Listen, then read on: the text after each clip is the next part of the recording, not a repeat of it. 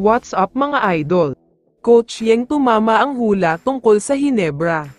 Pero bago mo sana ipagpatuloy ang panonood mo, ay huwag mong kalimutan na mag-subscribe bilang suporta sa aking YouTube channel. Maraming salamat idol. Isingit lang sandali natin ng mabilisan ang balita tungkol kay Scottie Thompson, dahil from being number 7 sa Best Player of the Conference ladder, umakyat na siya ngayon sa number 4, lumang pa din sa ladder sina Calvin Oftana at itong si Arvin Tolentino.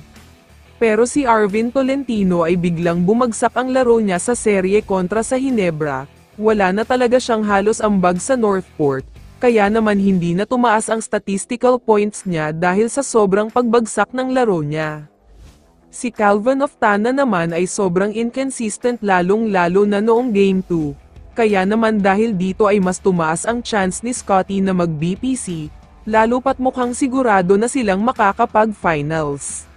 Samantala, talakayin na natin ngayon ang balita tungkol kay Coach Yeng at sa Hinebra. Alam naman nating lahat kung gaano kaganda ang pinapakita ng Hinebra ngayong semis, 2-0 na nga sila kontra sa Northport. Mukhang tumama ang hula ni Coach Yeng, dahil ayon sa kanya ay magdo-dominate talaga ng husto ang Hinebra sa semifinal series nila kontra sa Northport, dahil sobrang halimaw talaga ang lineup ng Gin Kings ngayon.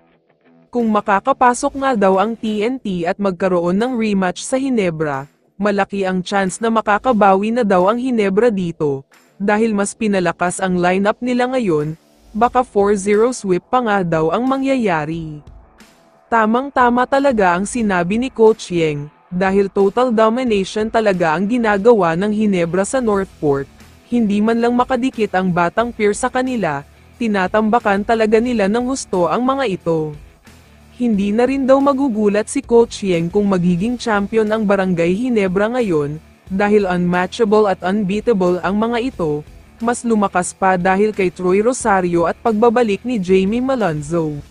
Sa tingin ko naman ay almost sure na talaga na champion na ang makukuha ng Hinebra ngayon, lalo pat wala na si Jason Castro para sa TNT, si The Blur lang kasi ang bumubuhat sa mga ito lalo na kapag finals.